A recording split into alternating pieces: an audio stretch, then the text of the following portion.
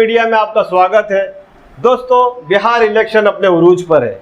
तमाम पॉलिटिकल पार्टियां अपने सारे एफर्ट्स जो है बिहार पर लगाए हुए हैं। समाज के एक बड़े तबके की नज़र AIMIM पर है कि वो इस बार जो है पिछले इलेक्शन से कुछ बेहतर कर पाएंगी या नहीं कर पाएंगी। आज हमारे साथ इस टॉपिक पर बात करने के लिए मौजूद है अब्दुल रऊफ लाला साहब, जो एक पॉलिटिकल लीडर है और उन्होंने एक बड़ा हिस्सा जो है MIM के अंदर अपनी खिदमत दी है। तो साहब, पहला सवाल तो मेरा ये है, जैसा कि मैंने पहले कहा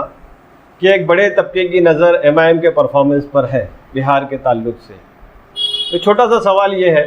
कि क्या इस बार बिहार इलेक्शन के अंदर MIM अपना खाता वहाँ पर खोल पाएंगी? देखिए, मैं समझता हूँ कि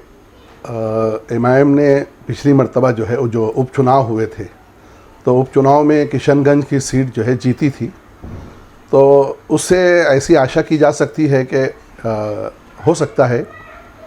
कि फिर से किशनगंज की सीट जो है वो MIM जीते और अपना खाता खोल ले।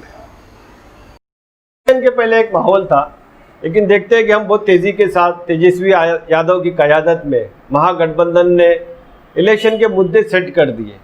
और सारा इलेक्शन जो है रोज़गार और इस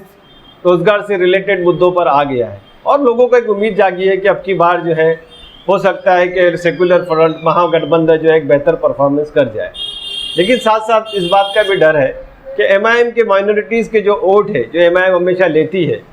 क्या वो वोट लेने से आपको लगता है कि जो महागठबंधन को नुकसान होगा? देखिए, असल में इस बात में तो कोई शक नहीं है कि आज से मतलब जो है एक दो सप्ताह पहले अगर देख लें आप,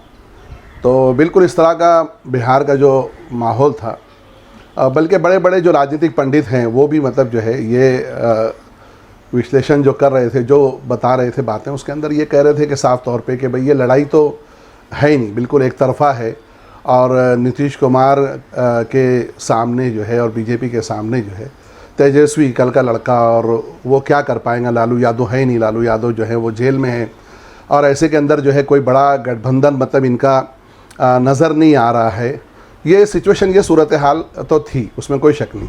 और आज हम 2 सप्ताह के बाद, अब जबकि इलेक्शन शुरू हो चुका है और पहले चरण के जो है वो वोट पड़ चुके हैं, मतलब जो है उसके बाद ये सिचुएशन समझ में आ रही है कि तेजस्वी यादव ने कहीं ना कहीं एक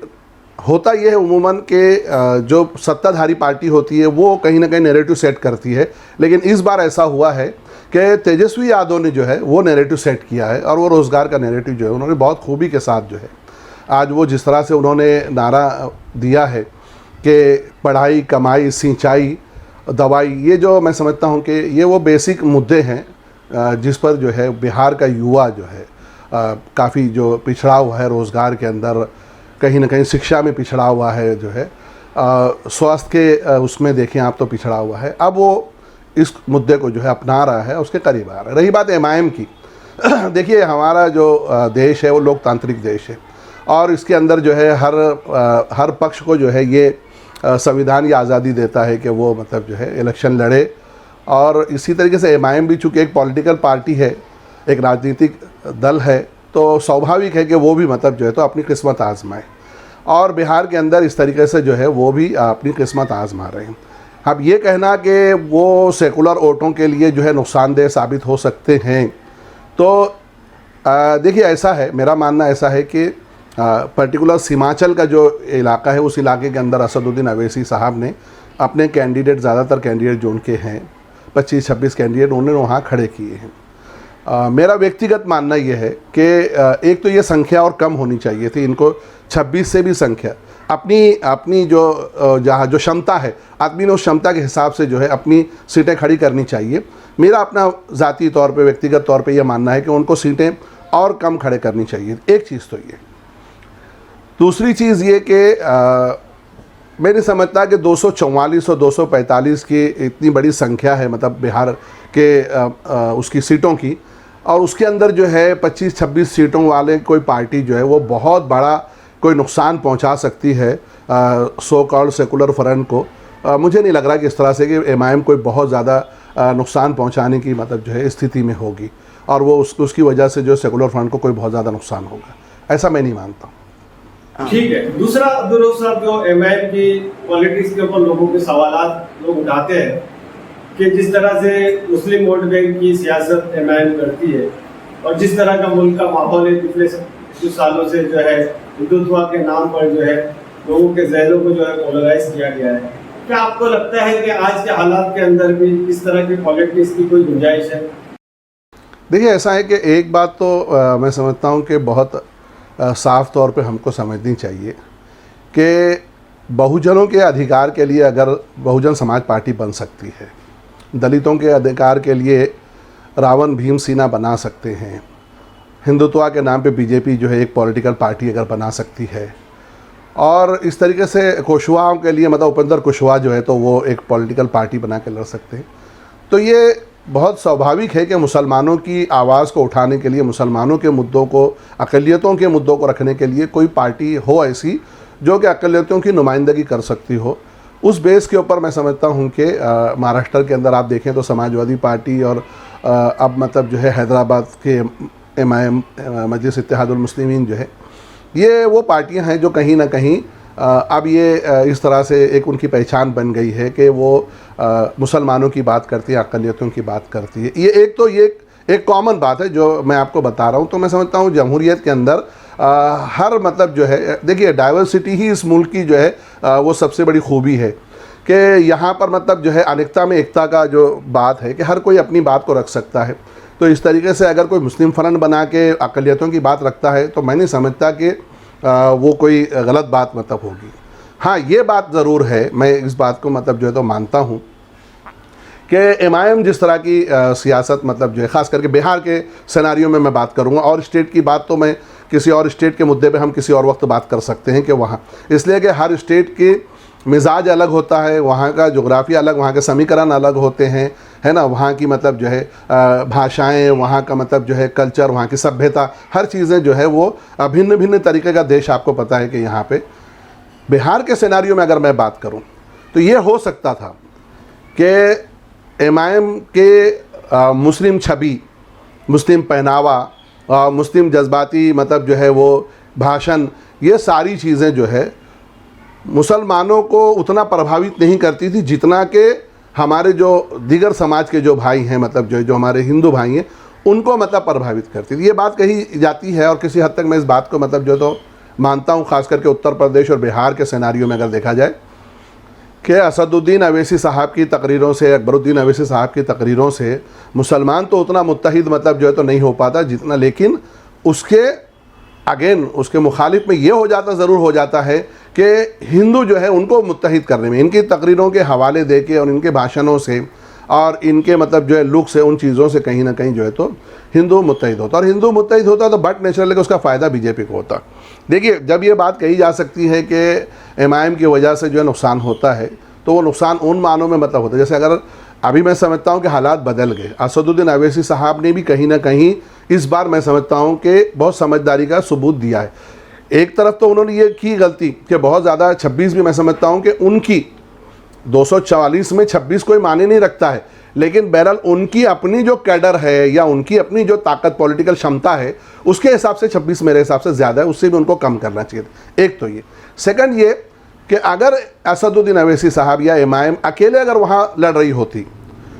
तो तब बीजेपी ये नैरेटिव सेट करने के अंदर शायद सीमांचल में, कम से कम पूरे बिहार की बात नहीं करूँगा मैं, सीमांचल में कामयाब हो जाती कि उसको हिंदू मुस्लिम का टकराव बता देती। लेकिन असदुद्दीन अवैसी साहब का मायावती के साथ जाना, उपेंद्र कुशवाहा के साथ जाना, इस तरह की पार्टियों के साथ जाने में कहीं ना कहीं वो जो उनकी मुस्लिम वाली जो धार थी, वो धार कहीं ना कहीं कुंद हो गई। अब जो है तो मैं नहीं समझता कि वो जो है हिंदू वोटर जो है अब उससे मुतासिर होगा, या हिंदू वोटर मतलब जो है उससे जो है वो रिएक्शन में आएगा, इसलिए कि अब उनके साथ जो है 2-3 जो है अलग अलग जातियों के हिंदू चेहरे जुड़ गए हैं। उसके नतीजे के अंदर अब वो प्योर खाली मुस्लिम चेहरा, जो एक मुस्लिम जज्बाती चेहरा जो है वो नहीं बचा, इसलिए कि अब तो उनको भी भाषण करना पड़ रहा है, तो उस भाषण के अंदर उनको भी मतलब इस मर्यादा का जो है कहीं ना कहीं लिहाज करना पड़ रहा है कि उनको दलितों की, पिछड़ों की, अति पिछड़ों की बात उनको करनी पड़ रही है, हिंदू समाज की बात उनको करनी पड़ रही है, प्योर वो मुस्लिम भाषण नहीं दे पा रहे हैं। ऐसी सूरत के अंदर देखिए, बीएसपी का 2% वोट 2015 में हमने देखा है, बीएसपी कोई बहुत बड़ा ये नहीं कर सकती,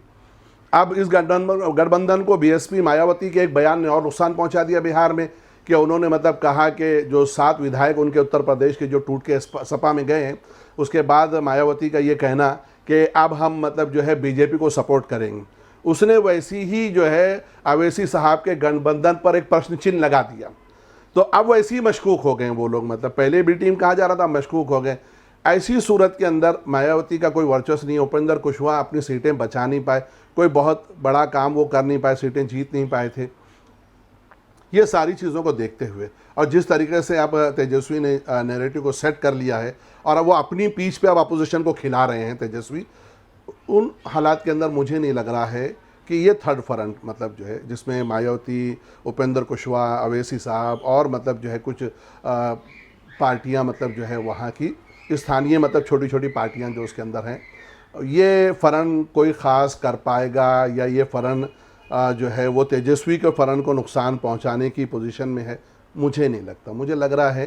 कि बिहार के अंदर एकदम साफ तौर पे नीतीश बीजेपी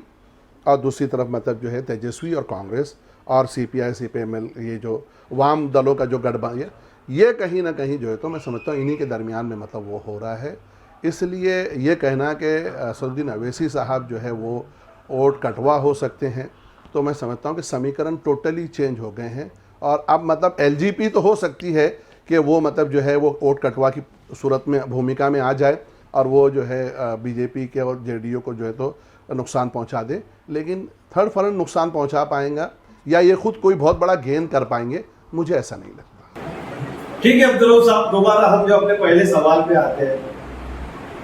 कि जितनी भी सीटों पे एमआईएम इलेक्शन लड़ रही है,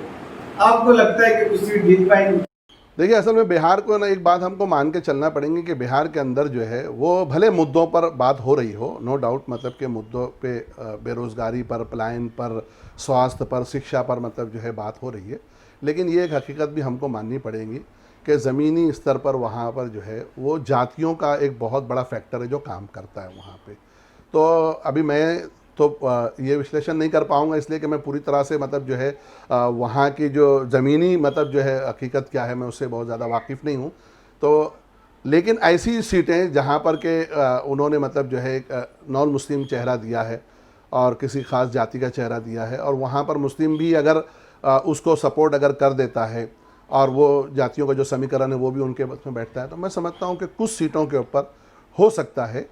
कि अवैसी साहब को मतलब जो है हमें भी कामयाबी मिले। मैं ये नहीं तो कह सकता कि बहुत ज़्यादा उनको मतलब जो, तो मैंने कहा ना कि ना वो बहुत ज़्यादा गेन करने की पोजीशन में मुझे नज़र आ रहे हैं और ना बहुत ज़्यादा नुकसान मतलब जो तो उनकी वजह से कोई नुकसान मतलब जो तो उनकी वजह से पहुँच रहा है। अब तो 10 तारीख के बाद ही सही पता चलेगा कि कितनी सीटें जो है वो जीत पाए हैं। मेरे ख्याल से देखिए, किसी भी पार्टी की जीत के लिए, किसी भी एक कैंडिडेट की जीत के लिए जो चीज़ें ज़रूरी होती है, एक तो मतलब ये होता है कि ठीक है, असद साहब अपनी तकरीरों से, अपने भाषणों से, अपने मुद्दों से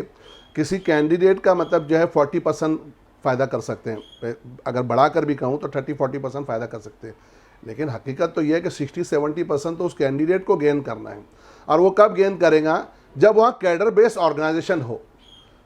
और अवैसी साहब का प्रॉब्लम ये है कि बिहारी छोड़िए, हैदराबाद के अलावा मैं नहीं समझता किसी भी स्टेट के अंदर उनका स्ट्रॉन्ग मतलब जो है कैडर बेस कहीं पे मतलब उनकी पकड़ हो,